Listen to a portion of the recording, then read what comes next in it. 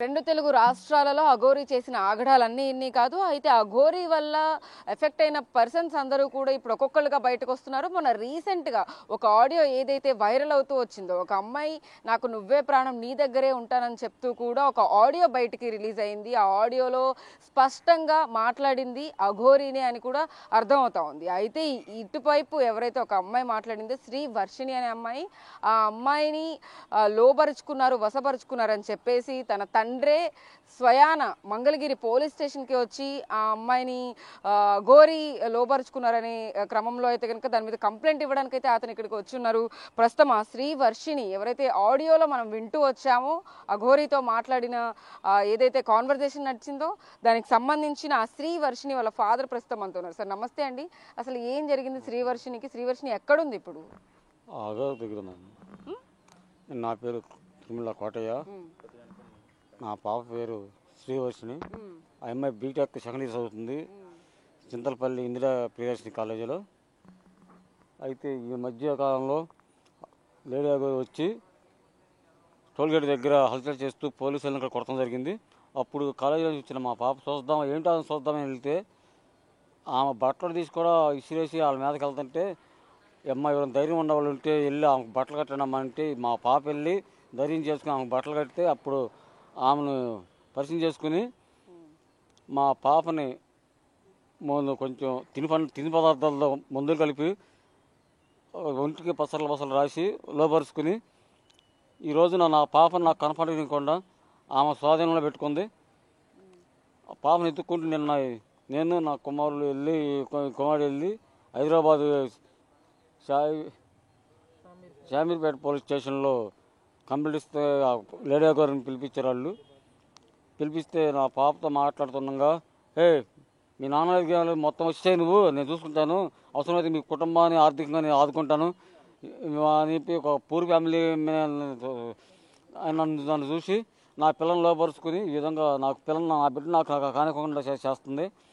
ఈ విధంగా నేను ఇప్పుడు మంగళగిరి పట్టణ పోలీస్ స్టేషన్కి వచ్చి కంప్లైంట్ ఇవ్వటం, ఏ విధంగా అఘోరీ బారి నుంచి నా బిడ్డని రక్షించి నాకు అప్పచెప్పాలని చెప్పి వాళ్ళని న్యాయం కోరుతున్నాను.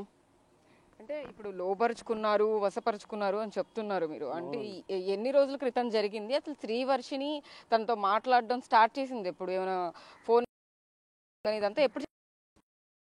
అదే మంగళగిరి టౌన్లో లేడీ గారు అలసలు చేసి పోలీసు ఉన్నతాధికారుల మీద తిరగబడి వాళ్ళని దాడి చేస్తే ఆ రోజు నుంచి కూడా ఈ పిల్ల రక్షించి ఆ బట్టలు కట్టినందుకు 2 నెలలు అవుతుందండి.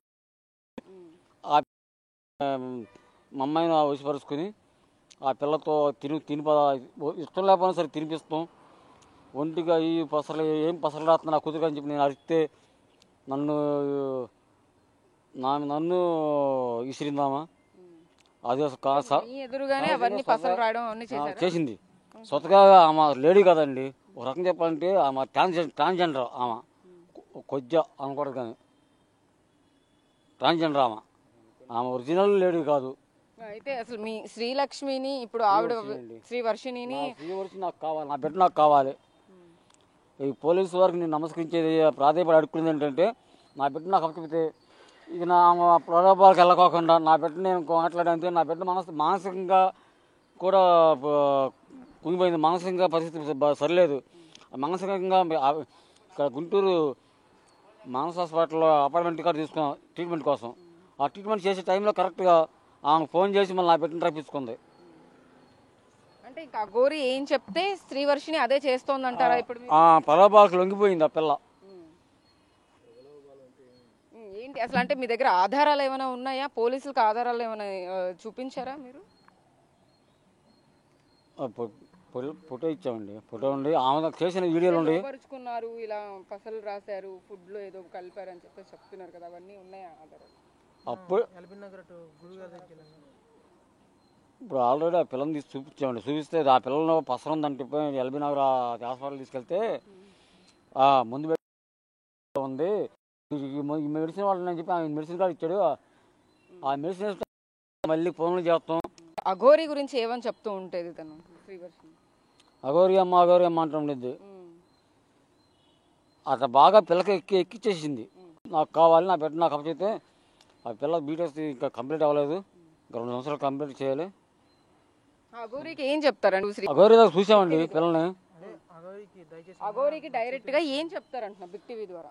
బిగ్ టీవీ ద్వారా అఘోరిని నేనే ఆమె చేస్తా, నా బిడ్డను లాక్కొచ్చుకుంటా. ఆమె పోలీసులు శస్త్రిచ్చే ఉన్నతాధికారులు, పోలీసు ఉన్నతాధికారులకు అప్పచెప్పి నా బిడ్డ నేను లాక్కొచ్చుకుంటా.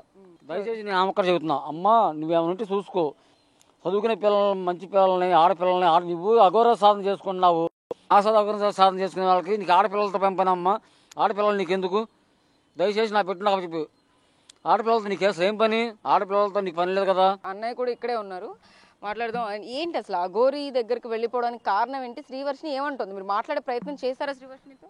మాట్లాడామండి. తనకి ఏమంటుందంటే, నాకు అమ్మ వద్దు, నాన్న వద్దు, ఎవరు వద్దు, నాకు అమ్మే కావాలంటుంది. దీనికి కారణం ఏంటంటే, తను ఒక వారం రోజులు మా దగ్గర ఉంది.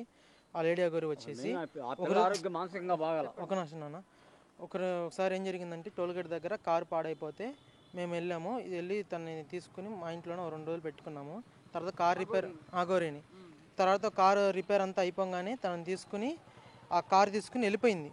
వెళ్ళిపోయినాక తర్వాత నేను మిమ్మల్ని మర్చిపోలేకపోతున్నాను, మీరు నాకు చాలా ఆతిథ్యం ఇచ్చారు. కారు 2 రోజులు రిపేర్ అయిపోయింది. కారు రిపేర్ అయిపోయినా కూడా తను వెళ్లకుండా ఏడో ఉంటూ మీరు ఇచ్చే ఆతిథ్యం నేను మర్చిపోలేకపోతున్నాను అని చెప్పి మాటలు చెప్పి మా చెల్లిని సరే నేను మా అమ్మను కూర్చోబెడతాను. మా అమ్మని, అమ్మ నువ్వు వెళ్ళి లేడీ అఘోరి కదా, తనకి తోడుగా ఉండమ్మా అని చెప్పని తనంటే, లేదు నాకు మీ చెల్లి కావాలి, మీ చెల్లి నుంచి నాకు తోడుగా అని చెప్పని అంది.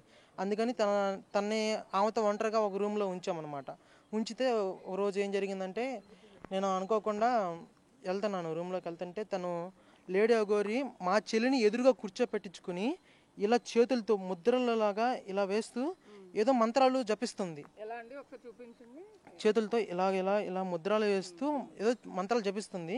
ఆ టైంలో నేను అనుకోకుండా సడన్గా నేను తలుపులు తిట్టేసరికి, ఏయ్ నువ్వు ఎందుకు వచ్చావు, నువ్వు లోపలికి ఎందుకు వచ్చావు, సడన్గా నేను పిలిచినప్పుడే రావాలి, ఇలా మేమిద్దరం ఏకాంతంగా ఉన్నాం, రాకూడదు అని చెప్పి నా మీద గట్టిగా కేకలేసింది. అమ్మాయి ఏంటమ్మా తర్వాత ఘోరంగా ఆవిడ అరిచినప్పుడు మీరు ఎలా రియాక్ట్ అయ్యారు? అంటే భయం వేసిందా? అప్పుడు ఆ టైంలో భయం వేసిపోయి ఇంకా నేను దమ్మట డోర్ క్లోజ్ చేసేసి నేను వెళ్ళిపోయాను. వెళ్ళిపోయినాక తర్వాత కాసేపు ప్రశాంతంగా వచ్చినాక, ఏమి లేదు నాన్న, ఆ టైంలో మేము చిన్న పూజ చేసుకుంటూ ముద్రలో వేసుకుంటున్నామమ్మా, నువ్వు ఆ టైంలో అలా వచ్చేసరికి నాకు అలా కోపం వచ్చిందని చెప్పి తర్వాత ప్రశాంతంగా మాట్లాడింది. మీరు ఒక వీడియోలో చూసుండొచ్చు, మా అన్నయ్య విష్ణు మీద కూడా పడి ఇలాగా ముద్దులు పెడతానంటూ బొగ్గలు కొరుకుతూ, నాకు కూడా బొగ్గలు నచ్చాయి, నీ బొగ్గలు నాకు బాగున్నాయి అని చెప్పని బొగ్గలు లాగడాలు ఇలాంటివి చేసింది. మీకు ఒక వీడియో ఉంది కదా, ఆ వీడియోలో ఒక మన్నయ్య మీద పడతాం మీరు చూసాను. ఈ పర్సన్ అయినా అతను వీడియోలో మనం ఏదైతే చూస్తున్నామో ఇప్పుడు రైట్ సైడ్ బాక్స్ లో అక్కడ? అవునండి ఈయనండి విష్ణు. ఈయన మీద పడి ఎలా అయితే చేస్తున్నారో ఆ పర్సన్ అయితేను విష్ణు. అవునండి. మీ ఇంట్లో ఉన్నప్పుడు కూడా ఎలా బిహేవ్ చేసేది ఆవిడ? ఇప్పుడు మీ చెల్లితో ఏకాంతంగా రూమ్ లో కూర్చుని ముద్రలు వేస్తోందని చెప్తున్నారు, అలా ఇంకా ఎలా వైలెంట్ రియాక్షన్స్ ఏమైనా ఉన్నాయి? మా చెల్లితో పద్దాక ముద్దులు పెడతాలు, నన్ను కూడా పిలిచి పక్కగా బుగ్గలు లాగడాలు.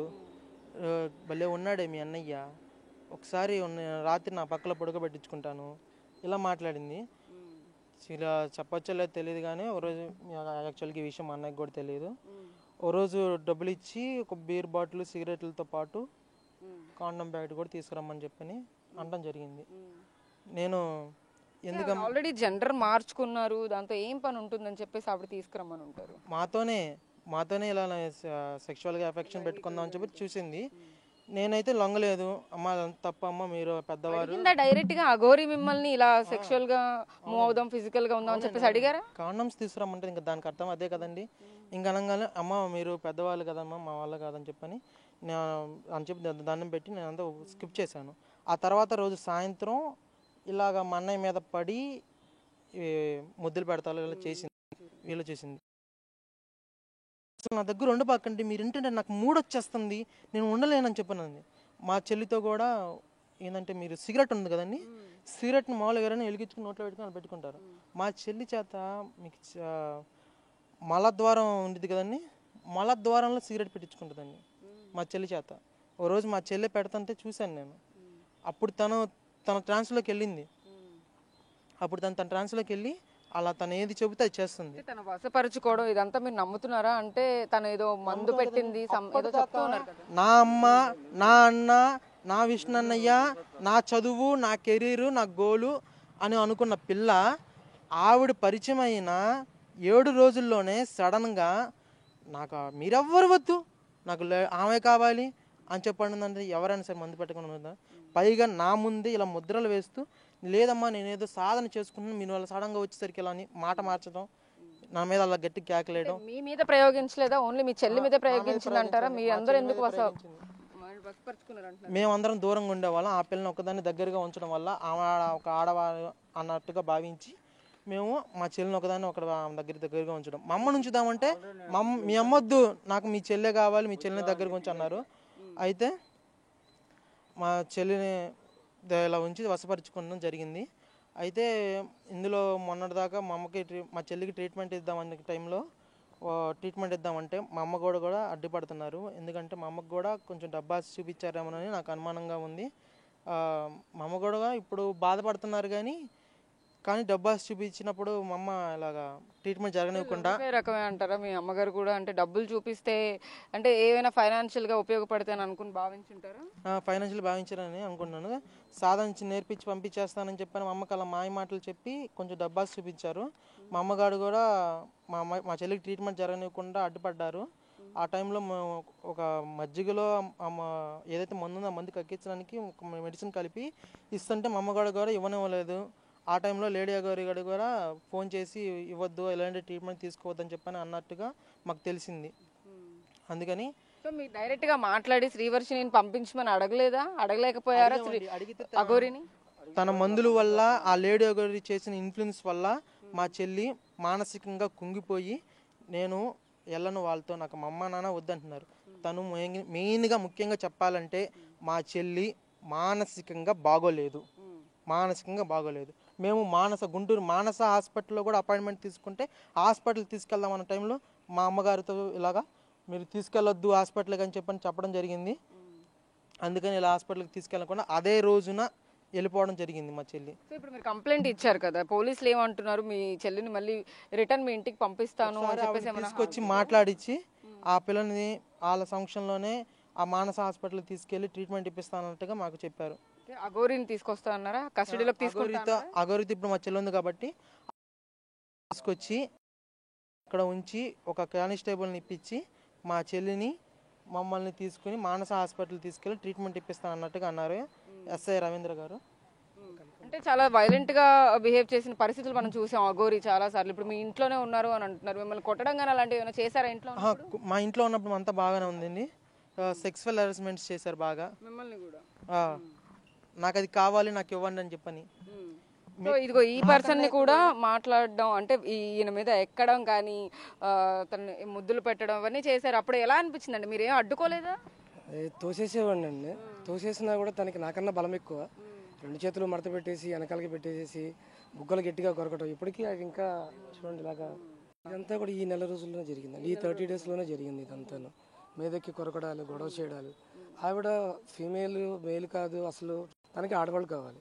ఇప్పుడు మీకు కనిపిస్తుంది ఒక శ్రీవర్షిని. కానీ మాకు ఈ 10 రోజుల్లో మేము తెలుసుకుంది ఏంటంటే ఇందులో ఒక ఆవిడనే పెద్ద పెద్ద కేకలు పెడితే అక్కడ ఉన్న ఇన్స్పెక్టర్ కూడా పట్టించుకునే. ఇక్కడి నుంచి మేము ఎటువంటి కంప్లైంట్ తీసుకెళ్ళకపోవడం వల్ల అక్కడ ఉన్న అమ్మాయిని కూడా మాట్లాడిచ్చింది కానీ ఏది కూడా రికార్డ్ చేయలేదు వాళ్ళు. అక్కడ ఉన్న ఆడవాళ్ళు కూడా ఆవిడకి సెక్షువల్ హెరాస్మెంట్స్ ఉన్నాయి. దీనితోడు అమ్మాయి కాదండి, పూర్తిగా మగ లక్షణాలు ఉన్న ఒక అల్లూరి శ్రీనివాస్ మాత్రమే అది. దీనికి సంబంధించి వివరాలు కూడా మీకు హైందవ డెవలప్మెంట్ సొసైటీ అధ్యక్షుడు మన అనిల్ బెహ్రా గారు అని చెప్పి గుంటూరులో ఉంటారు. గారి దగ్గరికి వెళ్ళినప్పుడు ఈ లేడీ అఘోరి కూడా అక్కడికి వచ్చింది. నిద్రపోతున్నాను, అందరూ పడిపోయారు. ఎందుకంటే ఆవిడ చేసే రాద్ధాంతం అట్లా ఉండింది. అవుతుంది ఆ తాగి ఏం చేస్తుంది. అన్నిటికీ డబ్బులు ఎక్కడి నుంచి వస్తున్నాయండి? దాదాపు 2 నెలలు ఆవిడ వెనకాల తిరిగాను. ఆ తిరిగినందుకు కూడా నాకు నెలవారీ ఖర్చులు కూడా ఆవిడే ఇచ్చింది. ఎలా వచ్చేవి అవి నా కళ్ళ ద్వారా నేను చూసింది ఏంటంటే దీనిలో పొలిటీషియన్స్ టాక్స్ కూడా కొన్ని విన్నాను నేను. పొలిటీషియన్స్ అంటే పేర్లు చెప్పకూడదు. ఆ పొలిటీషియన్స్ పేర్లు కూడా విన్నాను నేను. తర్వాత ఈ ఎవరైతే ఈ ధార్మికవేత్తలు ఉంటారు కదా, హిమాలయన్ యోగి అని తర్వాత ఉన్నారు, ఇంకా చాలామంది ఉన్నారు. ఆవిడ లిస్టులో కొన్ని మెసేజ్లు కూడా నాకు వస్తుంటాయి. అప్పట్లో తెలుగు రాక నా చేత చదివిస్తుండేది. ఇవన్నీ కూడా వాళ్ళ దగ్గర నుంచి ఫండ్స్ వస్తాయి. ఈవిడ పూజల పేరుతో చేసేది కానీ ఈవిడికి ఏమీ రాదు. ఈవిడకల్లా వచ్చిందల్లా మందులు పెట్టడం, వశీకరణం అనే చిన్న చిన్న కాన్సెప్ట్లు, దిష్టి తీయడాలు ఇవన్నీ చేసింది. ఏమి చేత కాదండి. అది ఓన్లీ జస్ట్ ఒక ట్రాన్స్జెండర్ అనడానికి కూడా లేదండి, మళ్ళీ వాళ్ళని మనకి కించపరిచినట్టు అవుతుంది. ఇది ఒక టైప్ ఆఫ్ జాతి అంతే. ఇది వీళ్ళ వల్ల ఎవరికి లాభం లేదు. పొలిటీషియన్స్ అన్నారు, ఎవరు వెనకాల ఉండి ఇదంతా నడిపిస్తున్నారు అనుకోవచ్చు. ఆవిడకి ఎవరెవరు డబ్బులు సహాయం చేస్తున్నారు అంటారు? నేనున్నప్పుడు ఒకే ఒక ఫోన్ కాల్ అయితే వినటం జరిగిందండి. ఆ టైంలో మమ్మల్ని పక్కకి దూరంగా కూర్చొని ఉన్నాం మేము. ఆ టైంలో ఆమె చెప్పింది ఏంటంటే ఫామ్ హౌస్ అనే పదం వాడింది, కేసీఆర్ పిఏ అని చెప్పింది. అది నేను నమ్మాలో నమ్మకూడదు ఇప్పటికీ నాకు తెలియదు. కేసీఆర్ పిఏ మాట్లాడుతున్నాడు, నీకు ఎంత కావాలో చెప్పు, సంథింగ్ అక్కడికి రా, ఫామ్ హౌస్కి రా, ఏదో పూజ చేయాలి ఏదో. ఏమికి ఏమి రాదు, ఆయన ఏం చెప్పించుకుంటాడో నాకు ఎప్పుడైనా మీరు విన్నారా కాల్స్ లో మాట్లాడడం కానీ, ఈ పర్టికులర్ పార్టీకి సంబంధించిన వాళ్ళు కానీ, లేకపోతే కేసీఆర్ వాళ్ళు ఎక్కువ ఉంటారండి. షామీర్పేట తర్వాత ఈ మన హైదరాబాద్ పరిసర ప్రాంతాల్లో ఈ బీజేపీ వాళ్ళే ఎక్కువగా ఉంటారు. ఈ దర్గా విషయంలో మాట్లాడేది కూడా తను ఏం చేస్తున్నది అనేది మర్చిపోవడానికి మాత్రం ఇది వాడుతుంది. మీరు చూడండి, ఆమె యూట్యూబ్ వీడియోస్లో వరుస పెట్టి ఒక 4-5 వీడియోలు వస్తాయి, తర్వాత 10 రోజులు రాదు. ఎందుకని? ఈ 10 రోజులు ఏదో ఒక అమ్మాయిని సెలెక్ట్ చేసుకుని వెళ్ళిపోతుంది, తను ఉండదు. ఆ అమ్మాయిలో కొంతమంది హైదరాబాద్లోనే ఒక ఆవిడ ఫిల్మ్ ఇండస్ట్రీకి సంబంధించి ఒక ఆవిడ ఉంది. ఈ విధానంలో ఒక కుక్కలతో సంబంధించి ఒక వీడియో ఉంది. ఆవిడ కూడా ఈవిడ బాధితురాలే, కానీ ఆవిడ బయటికి రాదు. నేను మంచిదాన్నే అంటే బాగానే ఉన్నాను అనుకుంటారు, కానీ మందుల ఎఫెక్టెడ్తోనే ఉన్న అమ్మాయిలే ఈమె చుట్టూ తిరిగేది. రాజస్థాన్లో ఒక అమ్మాయి ఉంది, బీహార్లో ఒక అమ్మాయి ఉంది. సిగరెట్ ఇవేనా, ఇంకా డ్రగ్స్ లాంటివి ఏమైనా అలవాటు ఉన్నాయి? మేము డైరెక్ట్గా చూడలేదు కానీ అవి ఖచ్చితంగా ఉండొచ్చు, మాకు చూపించదండి, మాకు ఎప్పుడు కనిపించలేదు. కానీ ఆవిడ చేస్తుంది సంథింగ్. ఆ గంజాయి కూడా సంథింగ్ విన్నాను, కానీ నాకు అలవాటు లేదని అబద్ధం చెప్తుంటుంది. ఎప్పుడు కారులో ఏదో ఒక పరికరాలు, ఏదో ఒక చెత్త చెదారు తీసుకొస్తూనే ఉంటుంది. చాలాసార్లు పోలీసు వాళ్ళు కూడా నన్ను ఆపారు, కారులో ఏమైనా బ్యాడ్ థింగ్స్ ఉంటే నాకు ఇన్ఫార్మ్ చేయండి అని. ఏమీ నాకు కనిపించలేదు, నేను ఎప్పుడు వాళ్ళకి ఏం చెప్పలేదు. మెయిన్ రీజన్ ఏంటంటే ఇప్పుడు కూడా నేను మీకు ఎదురుపడి మాట్లాడడం కారణం ఏంటంటే, తను చేసేది ఓన్లీ అమ్మాయిల్ని ఎఫెక్ట్ చేయడం. గో సంరక్షణ శాఖ అంటది, అంటే ఏమిటో తెలియదు, అమ్మాయిలు రక్షిస్తానంటది. ఇదే వ్యక్తి తన కూతురు ఇంట్లోంచి వెళ్ళిపోయిందని ఫోన్ చేస్తే అమ్మాయిలు కాపాడుకుని చేతగాని నా కొడక అని చెప్పి తిట్టింది. అది కూడా నా దగ్గర రికార్డు ఉంది.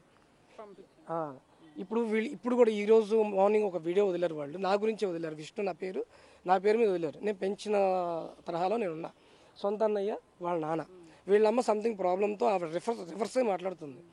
అది ఎందుకు ఏంటనేది అది చూసే ప్రజలకు కూడా తర్వాత అర్థమవుతుంది. నేను ఎప్పుడైనా వీళ్ళిద్దరు ఇన్ఫ్లుయెన్స్ చేసి ఈ 15 రోజుల్లో తీసుకొచ్చాను అయ్యా మిమ్మల్ని? లేదండి, మా అంతటా మేమే వచ్చాం, కానీ మా పిల్ల కావాలి, మా చెల్లెలు మాకు కావాలని చెప్పని, మా నాన్నగారికి మా కూతురు మాకు కావాలని చెప్పని మా అంతటా మేమే వచ్చాం, కానీ ఏనాడు ఆయన ఇన్ఫ్లుయెన్స్ చేయలేదు. నేనే ఇన్ఫ్లుయెన్స్ చేశాను, నేనే దాన్ని ఇబ్బంది పెడతాను. ఇప్పుడు ఫైనల్ గా అఘోరి గురించి చాలా నిజాలు చెప్తూ ఉన్నారు మీరు, అంటే ఇంకా ఏమన్నా బయట పెట్టే అవకాశం ఉందా? మీరు ఏమైనా చెప్తారా? ఇప్పుడు ఒక విషయం కూడా చెప్తానండి దీనిలో అసలు విషయం ఏంటంటే, ఇప్పుడు ఎక్కడైతే మనకు తణుకు రాజేష్ నాజీ అఘోరి గారి దానిలో జరిగిన విషయంలో అక్కడ తప్పు జరిగిందా లేదని తీసి పక్కన పెడితే, అక్కడ ఈవిడ ఏం చేసింది అనే కాన్సెప్ట్ చాలా పెద్దదండి. రాత్రిపూట వీళ్ళ అమ్మాయి నిద్రపోతుంటే ఎలాంటి స్థితిలో ఉందంటే పడిపోయింది, ఆ పిల్ల పడిపోయింది. ఆ పడిపోయిన పిల్లకి బట్టలు లాగి తను ఏం చేసిందో ఒక వీడియో ఉంది ఆల్రెడీ, కానీ మాకు ఇవ్వట్లేదు వాళ్ళు. ఆ CC footage Tanuku Rajesh Nazi Aghori గారి దగ్గర ఉంది. దానిలో బట్టలు తీసేసి ఆవిడ మీద పడుకొని ఉన్న వీడియోలు, కానీ అది చాలా చేసింది. వీటన్నిటి సాక్ష్యం ఎవరంటే కుకట్పల్లిలో స్వాతి అనే ఒక సాఫ్ట్వేర్ ఇంజనీర్ ఉందండి, ఆవిడ ఆద్యనాథ్ అంటారు, అక్కడ గురు పరంపరలో ఆద్యనాథ్ అంటారు. ఆవిడ దగ్గర కూడా వివరాలు ఉన్నాయి, ఆవిడ మొబైల్లో కూడా ఈవిడ చేసే అరాచకాలు ఉన్నాయి. ఆవిడే ఇప్పుడు ఇదంతా చేయడానికి కూడా ఆవిడ ఇన్ఫ్లుయెన్స్ కూడా దీనిలో కొద్దిగా ఉంది. టోటల్గా ఏం చెప్తారు? అసలు ఈ ఆగడాలు ఆపడానికి కోసం అని చెప్పి నేను కూడా చాలాసార్లు నిన్న కూడా అండి షామీర్పేటలో ఈ కంప్లైంట్ నేను తీసుకోను అంటే, సరే ఇప్పుడు నాకు ఈ కారు కనిపించింది, దీని మీద నెంబర్ లేదు, ఈ నెంబర్ ప్లేట్ గురించి నాకు వివరణ ఇవ్వండి అని చెప్పి నేను 100 కంప్లైంట్ చేశానండి. లోపల నుంచి ఎస్ఐ గారు పరిగెత్తుకుంటూ వచ్చి ఇప్పుడు 100 కంప్లైంట్ అంటున్నాడు ఆయన. నేనేం మాట్లాడాను నాకేం అర్థం కాక సర్లేండి అన్నా. ఎందుకంటే నన్ను కొట్టే పరిస్థితి కనిపించింది నాకు అక్కడ. పోలీసులు కూడా నా మీద రివర్స్ అయ్యి కొట్టే పరిస్థితి ఉంది. అసలు ఈమెను చూసి ఎందుకు భయపడుతున్నారో కూడా అర్థం కావట్లేదండి. She's not an Aghori, she's nothing అండి అక్కడ. లేవంటారా? అంటే ఇప్పుడు ఏదో పవర్ ఉంది, వశపరుచుకుంది అని అంటున్నారు, అంటే ఆవిడకి ఏదో పవర్ ఉందనే అర్థం. అంటే ఏం పవర్స్ లేవంటారా? పవర్ అనేది అంటే మీరు పవర్ జనరేట్ చేయడం అంటే, ఇప్పుడు నేను ఇక్కడ నుంచి ఉంటే కింద మట్టి ఇలా పైకి తీసుకెళ్ళడం దాన్ని పవర్ అంటారండి. ఇది మందులతోనూ లేదంటే ఆకు పసరులతో చేసేదాన్ని వైద్యం అంటారండి. ఇలాంటి వాటితో చేసి అమ్మాయిని తీసుకెళ్ళిపోతుంది. దీన్ని వశపరచుకోవడం దీన్ని ఆ టైపులో అంటారండి. సో అయితే ఇది పరిస్థితి మొత్తం మీద. ఏదైతే అఘోరి మీద వస్తున్న ఆరోపణలు కానీ ఇటువైపు కంప్లైంట్స్ కానీ మొత్తం కూడా మనం గమనిస్తే కనుక, ఇటు అమ్మాయిలందరినీ కూడా వశపరుచుకునే క్రమంలో అయితే కనుక వాళ్ళకి ఏవో పసర మందులు పెడుతోందని, ఇటువైపు అబ్బాయిల్ని కూడా హెరాస్మెంట్ చేస్తోంది, అది కూడా సెక్షువల్ హెరాస్మెంట్ చేస్తోంది. ఒక రోజు రాత్రి నాతో ఉండమని చెప్పి వీళ్ళని డైరెక్ట్గా అడిగారు అని చెప్పి కూడా ఇటు శ్రీ వైష్ణవి వాళ్ళ అన్నయ్య కానీ ఇటు వాళ్ళ తండ్రి కానీ ఇటు ఎవరైతే విష్ణు ఉన్నారో వాళ్ళు కూడా మాట్లాడుతున్న పరిస్థితి అయితే ఉంది. హైదరాబాద్లో కంప్లైంట్ చేశారు, ఇక్కడ మంగళగిరిలో కూడా ఘోరీ మీద కంప్లైంట్ చేసిన పరిస్థితి అయితే ఉంది. దీని మీద మరింత దర్యాప్తు చేసిన తర్వాత అయితే కనుక మరిన్ని వివరాలు తెలిసే అవకాశం అయితే కనబడుతోంది. వీడియో జర్నలిస్ట్ సాహిత్య బిగ్ టీవీ మంగళగిరి నుంచి.